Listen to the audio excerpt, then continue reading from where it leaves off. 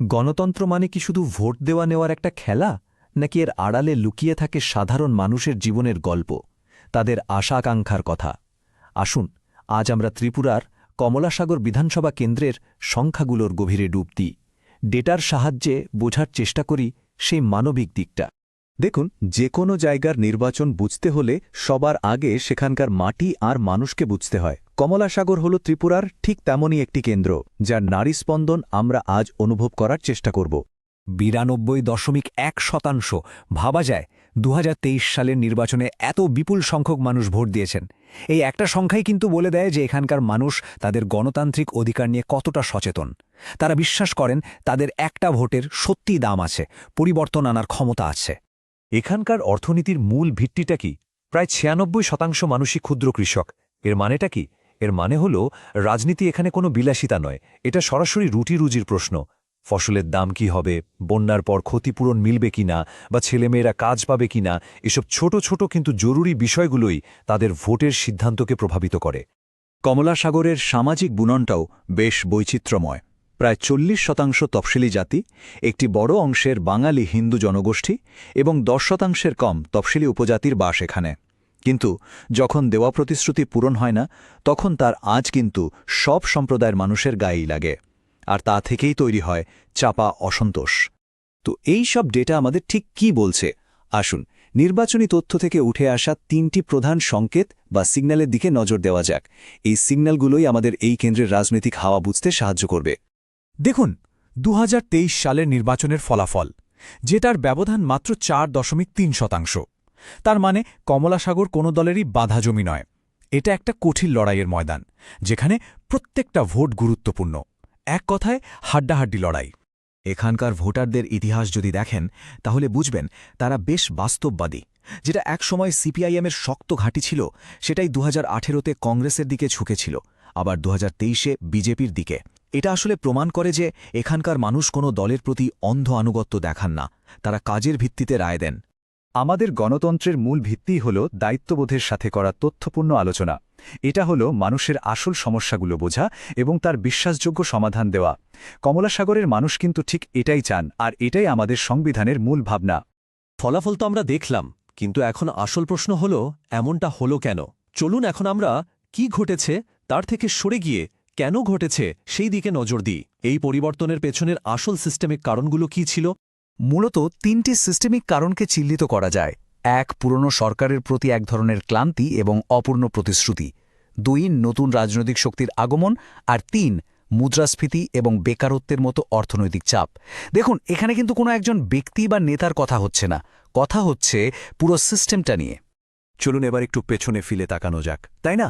গত ৩০ বছরের নির্বাচনী ইতিহাসটা একটু খুঁটিয়ে দেখলে কমলাসাগরের রাজনৈতিক যাত্রাপথটা আরও পরিষ্কার হবে। এই টেবিলটা দেখুন। সিপিআইএমের ভোট শেয়ার ২০০৩ সালের শীর্ষে পৌঁছেছিল প্রায় ৫৫%। তারপর থেকে ধীরে ধীরে সেটা কমেছে। কিন্তু এত কিছুর পরেও তাদের মূল সমর্থনের ভিত্তিটা কিন্তু এখনও বেশ মজবুত, ৪০%-এর ওপরে। ডেটা খুব পরিষ্কারভাবে একটা জিনিস বলছে, এটাকে সমর্থন ভিত্তির সম্পূর্ণ পতন বা কোল্যাপস বলা যাবে না, বরং এটা একটা ধীর ক্ষয় বা এরোশন। ব্যাপারটা ধসের মতো নয়, বরং নদীর পাড় ভাঙার মতো ধীরে ধীরে ক্ষয়। তার মানে দলের মূল ভিত্তিটা এখনও সেখানে আছে এবং তাদের আবার সংগঠিত হওয়ার সুযোগও রয়েছে। এখন একটা বড় প্রশ্ন ওঠে, এই যে প্রবণতাটা আমরা দেখছি, এটা কি শুধু কমলাসাগরের ঘটনা, নাকি পুরো অঞ্চলের চিত্রটাই এরকম? সত্যি বলতে এই বিশ্লেষণের জন্য যে তুলনামূলক তথ্যের প্রয়োজন, তা আমাদের হাতে থাকা সোর্সে নেই, আর এটা ছাড়া সম্পূর্ণ ছবিটা পাওয়া কঠিন। এতক্ষণ তো অনেক বিশ্লেষণ হলো, এখন আসল কথায় আসা যাক। কি করতে হবে? শুধু সমস্যাগুলো চিহ্নিত করলেই তো হবে না, সমাধানের পথও খুঁজতে হবে। চলুন ভবিষ্যতের শাসনের জন্য একটা সুস্পষ্ট রূপরেখা নিয়ে আলোচনা করা যাক। সুশাসনের জন্য এই ৫টি স্তম্ভের ওপর জোর দেওয়া যেতে পারে। ১. স্থানীয় যুবকদের জন্য চাকরির স্পষ্ট পরিকল্পনা। ২. রাস্তাঘাট, জলের মতো দৈনন্দিন পরিকাঠামো। ৩. শুধু ঘোষণা নয়, কল্যাণমূলক প্রকল্পের সুবিধা মানুষের কাছে পৌঁছে দেওয়া। ৪. নাগরিকদের অভিযোগের সময়মতো সমাধান। আর ৫, এবং সবচেয়ে গুরুত্বপূর্ণ হল বিশ্বাস, যা সততা আর মাটির সঙ্গে সংযোগ দিয়ে তৈরি হয়।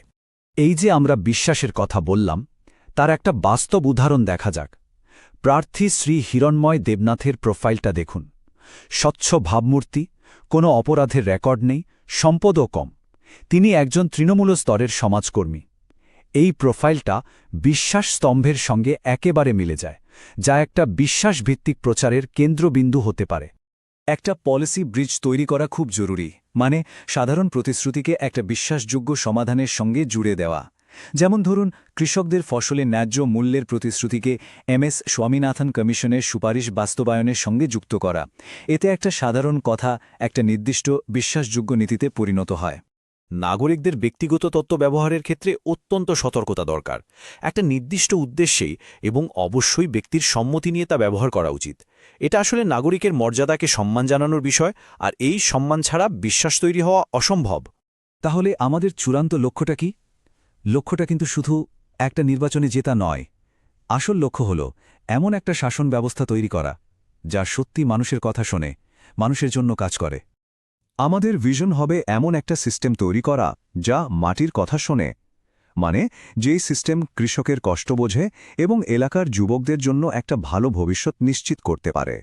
কোনো নেতা যদি সত্যিই জনকেন্দ্রিক হতে চান, যদি নিজে নির্বাচনী এলাকাকে উন্নত করতে চান, তাহলে blueprintstrategies.ai এর সাথে mgr@blueprintstrategies.ai তে যোগাযোগ করুন অথবা 08042041602 নম্বরে ফোন করুন।